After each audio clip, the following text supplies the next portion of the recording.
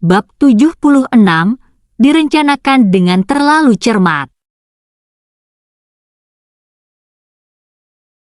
Setelah ragu sejenak, aku bertanya, "Mengapa kamu memperlakukanku dengan begitu baik?" Atlas tersenyum sebelum mengacak-acak rambutku. Pada saat itu, duniaku terasa cerah kembali.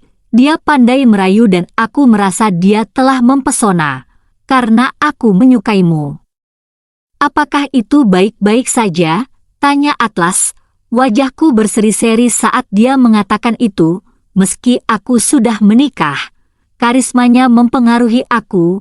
Aku tak percaya saat dia bilang menyukaiku. Kata-kata manis seperti itu mungkin berhasil pada gadis-gadis muda dan polos. Tetapi putri aku hampir cukup dewasa untuk memahami apa itu cinta. Aku tahu pernikahan aku akan berakhir dan aku akan segera bercerai. Namun, lelaki luar biasa di hadapanku itu mengatakan bahwa dia menyukaiku. Bahkan aku dapat merasakan ironi situasi tersebut. Atlas menyadari kebisuanku dan menarikku ke dalam pelukannya. Mengapa kamu selalu menikmati diri dengan terlalu banyak berpikir? Ada banyak alasan untuk menyukai seseorang. Aku memutar mataku, melepaskan diri dari genggamannya, dan menikmati hidangan lezat itu. Akan sia-sia jika tidak menikmatinya. Dia memperhatikan aku menikmati makanan sambil tersenyum. Aku harus mengakui suasana hatiku tiba-tiba menjadi lebih baik. Ketika kami selesai makan, dia memanggil pelayan untuk membersihkan meja dan menjelaskan dokumen-dokumen tersebut. Ia mengatakan itu adalah rencana komprehensif untuk proyek-proyek krusial. Namun, Atel Empire telah mengalih dayakan satu bagian ke Ardora Construction. Mataku terbelalak ketika dia menyebutkan perusahaan itu. Aku bertanya-tanya sambil berbisik, "Ardora?" Dia mengangguk dengan suara yang dalam. Aku tahu Ardora Construction adalah perusahaan yang terdaftarkan Matthew atas nama Melanie. Aku punya firasat aneh bahwa Atlas telah merencanakan segalanya dengan sangat cermat. Sepertinya dia telah merencanakan segalanya dengan cermat untuk mendorong aku maju. Aku tidak punya ruang untuk mundur, yang berarti kehilangan segalanya dan menyerah untuk menyingkapkan sifat asli Matthew. Namun, langkah maju adalah hal yang penuh risiko, dan aku merasa seperti ada sesuatu yang mengarahkan aku ke arah ini. Pada akhirnya, aku tidak punya pilihan, meski aku curiga Atlas yang mengatur semuanya, aku tak bisa melihatnya dengan niat yang sebenarnya dalam membantuku. Aku bertanya-tanya apakah itu karena dia menaikiku dan merasakan hawa dingin mengalir di tulang punggungku dan membuat kesepakatan dengan Ardora Construction untuk menjadikan batu loncatanmu, gunakan untuk mencapai tujuan MU dalam mengambil semuanya dari mereka. Aku tidak menjawab karena pikiran aku sedang kacau, jadi dia melanjutkan, perusahaan MU dapat mengambil proyek ini, dan kamu dapat menggunakannya untuk membalas budi Urban Builders. Kau tidak ingin melakukan terlalu banyak pada Fred, kan? Tanyaku penasaran, maksudmu aku boleh mengambil proyek ini dengan perusahaan yang terdaftar di atas namaku? Kalau tidak, untuk apa kau membangun perusahaan? Hanya untuk mengintimidasi orang lain? Atlas membalas, jika dirimu tidak mengambil proyek ini, bagaimana dirimu akan mengambil semua milik Murphy? Tanum Corporation sekarang sudah kosong. Aku menyaksikan betapa baik dia merencanakan gerakan ini. Aku sudah bisa melihat Matthew menuju ke jurang yang tak berdasar. Dan Atlas merenung saat aku sedang memahami dan menarikku ke dalam pelukannya, lalu dia mencium keningku dengan lembut sambil berkata, "Mungkin sebaiknya kamu istirahat dulu sebelum mempertimbangkan pilihanmu." Setelah itu, dia meletakkan kartu kamar di meja kopi dan meninggalkan ruangan. Aku sendirian di ruangan kosong itu, dan kenyamanan begitu tersimpan. Rencana balas dendam Atlas yang sempurna membuatku agak takut. Aku tidak tahu apakah dia bersemangat atau keinginan yang jelas tentang nasib Matthew membuatku gelisah. Meski begitu, jantungku berdebar kencang. Yang paling menyusahkanku adalah perasaan Atlas. Aku tidak peduli seberapa keras aku mencoba. Aku tidak dapat menemukan penjelasan yang masuk akal. Bab 77, Tuntutan yang tak tahu malu. Aku berbaring di tempat tidur dan akhirnya tertidur. Mimpi burukku adalah ketika Matthew dan Melanie menyiksa Ava dan aku. Aku terbangun sambil menangis tetapi tidak dapat melepaskan kemarahan dan kekecewaan yang aku pendam. Kicauan burung dan sinar matahari pagi perlahan-lahan menenangkan jantungku yang berdebar kencang. Ketika aku berpakaian dan turun ke bawah, aku baru sadar bahwa aku belum menghargai keindahan tempat ini yang menakjubkan. Aku tahu aku seharusnya tidak melewatkan pemandangan indah itu. Hari sudah subuh ketika Atlas menemukanku. Dia memperhatikan wajahku dengan khawatir dan bertanya, "Apakah tidurmu nyenyak?" Aku tersenyum, "Aku tidur nyenyak." "Terima kasih." Kita mulai lagi dengan ucapan terima kasih yang tidak perlu. Katanya sambil memegangnya, "Apakah kamu lapar? Ayo sarapan." Sarapan di tempat ini sangat lezat, dan aku menikmatinya. Aku membutuhkan semua energi yang bisa aku dapatkan untuk menghadapi apa yang ada di depan. Dalam perjalanan pulang, Atlas mengingatkan aku, "Jaga dirimu baik-baik dan jangan terlalu keras kepala." Aku tidak yakin apa maksudnya dengan keras kepala, tetapi aku tidak bertanya lebih jauh. Ini pertama kalinya aku keluar malam tanpa mematikan ponselku, sementara Matthew ada di rumah. Antara kantor dan rumah, aku memilih yang terakhir. Aku tidak ingin membahasnya rekan-rekanku saat ini, sebaliknya. Aku hanya menginginkan ketenangan untuk diriku sendiri. Namun, aku terkejut ketika memasuki rumah itu. Semua anggota keluarga Murphy berkumpul di sini. Saat itu aku merasa puas seolah-olah telah melakukan sesuatu yang berputar. Matthew melihatku masuk dan meraihnya. "Akung, kamu akhirnya kembali. Kami tidak dapat menemukanmu dimanapun, dan teleponmu mati. Tahukah kamu betapa khawatirnya aku?" Meskipun dia berbicara dengan tulus, aku bertanya-tanya apakah dia benar-benar mengkhawatirkan aku.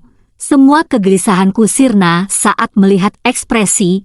Aku ingin menamparnya tetapi menahannya karena aku belum mencapai tujuanku. "Apakah kamu benar-benar sebegitu mengkhawatirkanku?" Aku menatap dengan acuh tak acuh, melepas sepatuku, dan berjalan menuju ruang tamu. Aku melirik semua orang yang hadir dan bertanya, "Apakah ada sesuatu yang terjadi?" Kelihatannya tidak ada apa-apa, ya? "Luder kaulah yang keluar malam itu," Molande mengunci. "Dasar bocah kecil." Melanie mulai bicara. "Cukup, kalian berdua," seru Matthew. "Akung, senangnya kamu kembali. Aku tahu kamu marah kemarin. Aku tidak memahami masalah dan khawatir karena itu tidak terlihat baik bagi kami. Aku pun membiarkan emosiku menguasai diriku. Tolong jangan membuatku marah lagi." Aku memaksakan senyum dan melirik Melanie sambil berkata, "Kau tidak mengerti apa-apa." "Ya, malu sedikit ya?" Melanie tidak mau mengalah. Dia tidak takut pada siapapun karena keluarganya ada di sana. "Tutup mulutmu. Kapan kau akan mengubah kebiasaanmu?" Grace menegur Melanie, lalu memikirkanku. "Clo, kami senang kamu kembali. Kita adalah keluarga, jadi aku harap kamu bisa melupakan masalahmu. Ini salahku karena tidak membesarkan anakku dengan benar. Hal itu membuatnya melakukan kesalahan besar. Namun, dia melakukan itu hanya demi keluarga ini. Terkadang, pria perlu berakting demi karir mereka. Jadi Anda tidak perlu terlalu peduli dengan hal itu." aku akan meminta maaf atas nama Anda. Aku tetap diam karena aku tidak bisa tidak menghormati ibu mertua aku. Chloe, sekarang masalah sudah meningkat. Kami harap kamu bisa memaafkan Matt. Mari kita mencari cara untuk menyelesaikan masalah ini sebagai sebuah keluarga, kata Grace. Bagaimana kita bisa melakukan itu? Tanyaku. Grace menatap Matthew yang dengan gugup menyambutku sambil menggosok-gosokkan kedua tangannya. Akung, mari kita hadapi bersama dan rayakan ulang tahun pernikahan kita dengan gaya. Kita dapat mengundang semua mitra bisnis kita dan mengadakan acara besar, tentu saja, aku. Masih Akung, aku selalu ingin mengadakan pesta untukmu. Aku selalu merasa bersalah karena tidak bisa menyelenggarakan pernikahan saat itu. Kita dapat memanfaatkan ini, lakukan sesukamu. Aku memotong pembicaraannya. Sikapnya yang tidak tahu malu telah menghabiskan tenagaku dan aku tidak ingin mendengarkan lautannya lebih lanjut. Ketika aku menuju kamar tidur, aku melirik Melanie dan melihat keakraban karena marah. Ketika melihat ekspresi itu, aku bersumpah untuk membuatnya marah sebisa mungkin. Bab 78, Rekaman Suara. Matthew mengirim keluarganya pergi setelah mencapai tujuannya, akan tetapi, aku tidak mau repot-repot mengantar mereka, karena berpikir merayakan ulang tahun pernikahan kami akan sangat cocok dengan rencanaku. Karena Matthew menginginkannya menjadi lebih hidup, aku akan memberikannya padanya. Lagi pula, tidak ada ruginya mengingatnya karena dia telah mencoreng reputasiku. Matthew berangkat kerja dengan semangat tinggi setelah membujuk aku. Segera setelah itu, aku menelepon Johnson dan menanyakan perkembangannya. Dia berkata, "Chloe, aku sudah melakukan yang terbaik." Tapi dia tidak mau mengungkapkan niatnya. Aku pun tidak bisa melakukan apa-apa mengenai hal itu. Aku merekam percakapan yang Anda inginkan dan akan segera mengirimkannya kepada Anda. Juga, dia tahu tentang pertemuanmu dengan Tuan Atlas dari Hotel Empire. Matthew berkata, "Baiklah, sebaiknya kamu dengarkan sendiri rekamannya." Johnson menutup telepon dan mengirimi aku rekaman suara itu. Suara Johnson terdengar pertama. "Tuan, Matthew, perwakilan Hotel Empire dan perusahaan lain akan bertemu untuk makan malam ini. Aku punya kegelapan buruk tentang hal itu. Cari tahu tujuan makan malam itu. Apakah akan ada masalah dengan penilaian keuangan kita? Aset di bawah Miss Chloe tidak begitu meyakinkan. Kita akan mendapat masalah jika mereka menggali lebih dalam. Selain itu, dokumen kami tidak akan menjamin jika bank menolak bekerja sama dengan kami. Lagi pula, bukti dari kamu dan Nona. Aset yang beredar Chloe adalah fiktif. Karena mudah bagi mereka untuk mengetahuinya, ini tidak akan berhasil. Matthew berpikir. Matthew menyela, "Kamu tidak seharusnya selalu malu-malu seperti ini. Tidak akan ada masalah dengan penilaian keuangan karena ini bukan pertama kalinya kami menawar suatu proyek. Selain itu, kami tidak pernah punya masalah sebelumnya, jadi mengapa kali ini ada masalah?" Kekayaan bersih dan arus kas kami yang dilaporkan sesuai dengan model perusahaan. Matthew terdengar agak tidak sabar saat aku melanjutkan. Aku perhatikan Chloe akhir-akhir ini terjebak aneh. Tidak ada yang mengikutinya dan menemukan Chloe telah bertemu dengan orang itu dari Hotel Empire. Aku pikir Anda belum dapat menemukan apapun tentang garis keturunannya. Memang, Chloe tidak memiliki niat buruk terhadap Tanum Corporation, tapi bagaimana dengan Atlas? Tidakkah Anda merasa aneh bahwa kita masih belum memiliki apapun tentang latar belakangnya? Anda harus terus menggali, bila perlu. Pekerjakan seseorang yang dapat diandalkan di Hotel Empire untuk memata-matainya. Kita dapat menemukan sesuatu tentangnya jika dia sudah berada di Fosworth selama beberapa waktu. Aku hanya ingin tahu mengapa Chloe bertemu dengannya. Setelah menarik napas, Matthew melanjutkan, akan lebih baik jika dia masih tertarik pada Chloe. Aku hanya takut, dia mungkin tidak mengerti. Kalau begitu, kita mungkin kehilangan kesempatan untuk mengambil proyek KTL Empire. Kita harus mengagumi Chloe untuk ini, karena visinya luar biasa. Dia mengambil proyek KTL Empire saat dia kembali ke kantor. Itulah sebabnya aku ingin Anda mengungkap keseluruhan tentang pria Atlas ini. Itu akan membantuku menyiapkan strategi yang tepat untuk Chloe. Tetapi penyelidikan KTL Empire terhadap perusahaan kita mungkin tidak akan memberikan hasil yang menguntungkan jika mereka memutuskan untuk melakukannya. Mengenai penilaian keuangan, yang terbaik adalah tetap berhati-hati. Jika mereka menemukan masalah, apa yang bisa salah? Aku berhasil memindahkan dana sebelum ini, dan aku bisa mengembalikannya ke tempatnya sekarang. Aku akan berhenti dari pekerjaan aku jika aku tidak bisa melakukan ini setelah bekerja di industri ini selama bertahun-tahun. Bukan itu.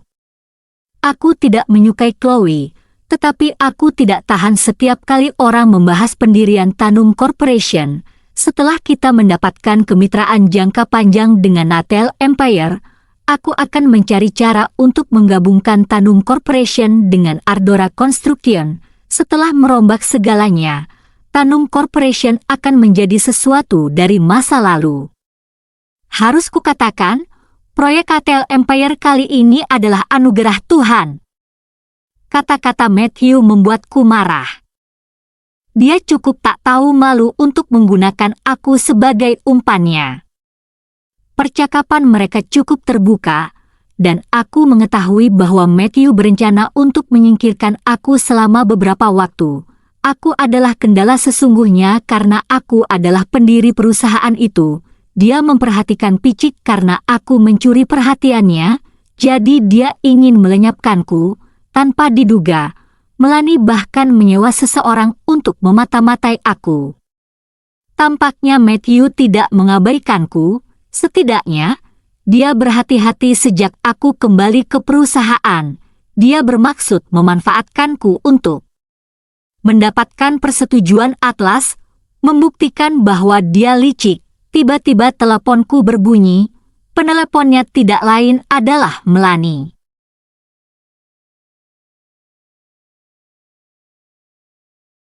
Bab 79, bertemu Melanie sendirian.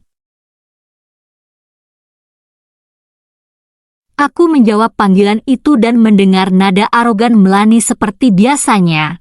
Ada sesuatu yang ingin kukatakan padamu, ayo kita bertemu.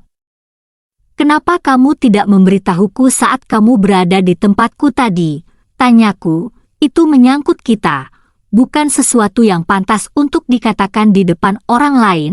Datanglah ke Midnight Bar sekarang.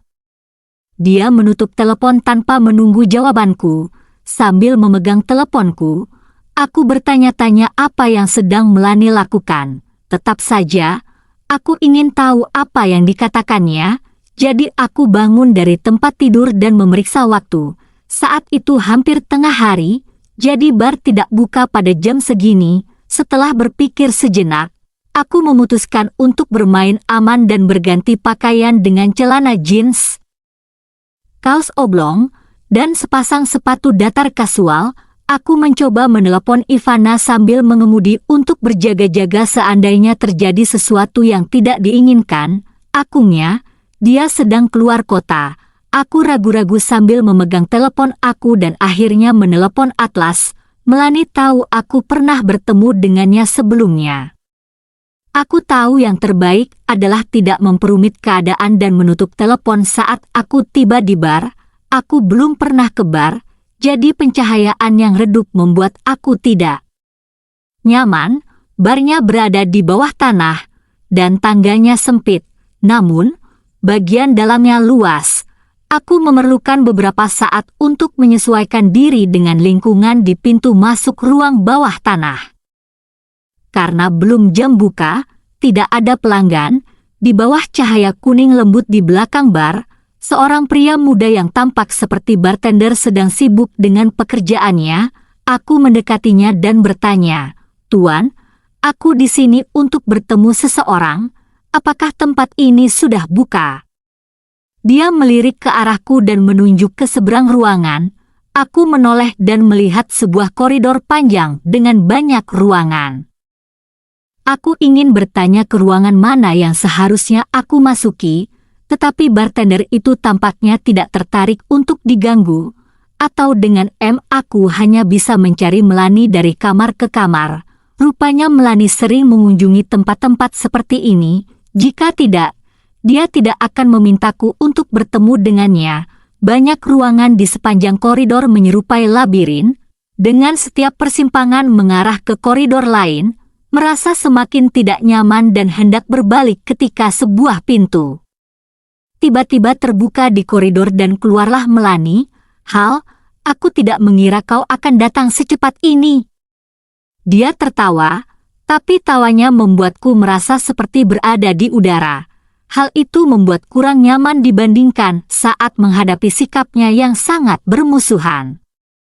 Semenjak aku menyaksikan keterlibatannya dengan Matthew, aku tak dapat menahan diri.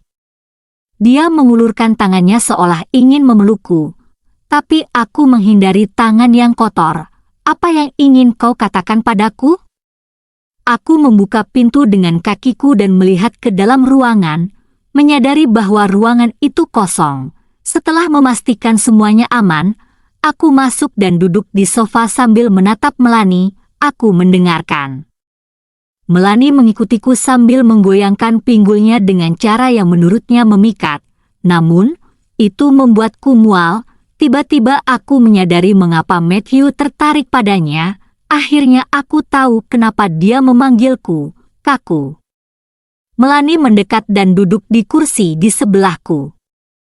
Dia memandang dengan penuh kegembiraan, dan kejahatan, gelas, sambil berkata. Aku melihat anggur merah yang sudah terbuka di atas meja. Melani meraihnya dan menuangkannya.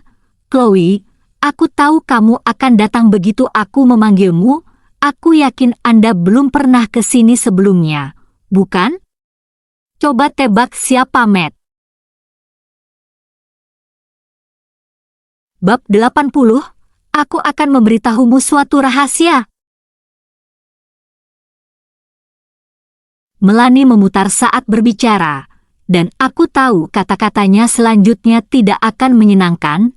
Namun, aku tetap bertahan. Aku tak gentar dan berkata, "Menurutku datang ke sini tak akan membuat perbedaan. Katakan saja apa yang harus Anda katakan, dan jangan bertele-tele. Keluargamu tidak ada di sini." "Haha, kau selalu merasa angkuh dan bertenaga. Matt tidak tahan kau tiba-tiba seperti putri. Kamu membosankan dan canggung, bahkan saat kamu mencoba merasakan manis." Melani memutar. "Melani, apakah kamu tahu apa itu rasa malu?" Aku sangat marah. Aku belum pernah melihat orang yang tidak tahu malu sepertimu. "Chloe, kenapa kamu selalu bersikap superior terhadap semua orang? Kamu dulu sangat sabar dan tabah. Bagaimana perasaanmu saat menemukan kondom di saku Matt? Dia bilang kalian berdua tidak pernah menggunakannya." Kata-katanya membuatku mual. Aku tak pernah menyangka Matthew akan berbagi kehidupan seks kami dengannya. Itu menjijikkan. Melani memutar anggurnya sambil menyadariku. Dia terus menyarankan, berkata, "Apakah kamu marah? Biar aku beritahu sesuatu." Aku menaruhnya di sana tanpa sepengetahuannya. Dia tertawa seolah-olah dia baru saja melakukan lelucon. Suaranya menggelitik sarafku. Dia telah menghancurkan persepsiku terhadapnya. Dan aku tak percaya betapa rendahnya dia telah memperkuat dirinya. Melani masih sakit-sakitan saat aku menikah dengan Matthew. Namun, Aku menyadari mataku terus-terusan mengamatiku. Meskipun kami tidak dekat, dia selalu mengikutiku, mencari kakaknya, karena dia adiknya. Aku membawanya kemana-mana, bahkan bersama kami, ke bioskop. Dia tidak pernah menolak dan selalu dekat. Akhirnya, aku sadar dia sedang memperhatikan Matthew sedari tadi. Rupanya Melanie tidak sepolos yang terlihat, sebaliknya, dia berani. Dia menyesap anggurnya dan menunjuk ke arahku. Kamu harus minum untuk menenangkan syarafmu. Belajarlah menikmati hidup, Chloe. Meski aku tak tahan padamu, terkadang aku merasa kasihan padamu, apalagi yang kau miliki selain putrimu dan rumah kumuh itu. Dia ada benarnya, dan aku kehilangan kata-kata. Melanie punya pikiran aneh, menjelaskan kenapa dia bisa tidur dengan kakaknya. Melanie berkata, kau tahu keluargaku lebih menyukai anak laki-laki daripada anak perempuan, kan? Ayahku kecewa saat kau melahirkan Ava. Matt menginginkan seorang anak laki-laki, tapi aku tidak bisa membiarkanmu memilikinya. Tetap saja, kamu tidak akan hamil, bahkan jika kamu tidak menggunakan kondom. Hahaha. Kamu tidak tahu apa yang kulakukan, ya? Melanie, aku berteriak dan berdiri dengan cepat. Jangan terlalu bersemangat, aku belum selesai. Dia menarikku, tapi aku menepis tangannya. Jangan sentuh aku, dasar babi menjijikkan. Aku tidak pernah menyangka akan berhadapan dengan wanita sekeji itu.